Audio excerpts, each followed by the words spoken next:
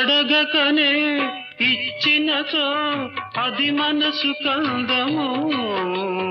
అనుమతినే కోరకనే నిండేవు హృదయము. తలవకనే కలిగినచో అది ప్రేమ బంధము. బహుమతిగా దోచితివి నాలోని సర్వము. మనసు మనసుతో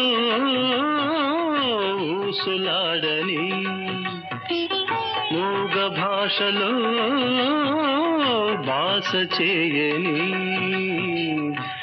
ఈనాటి హాయి వెయ్యేళ్ళు సాగాలని.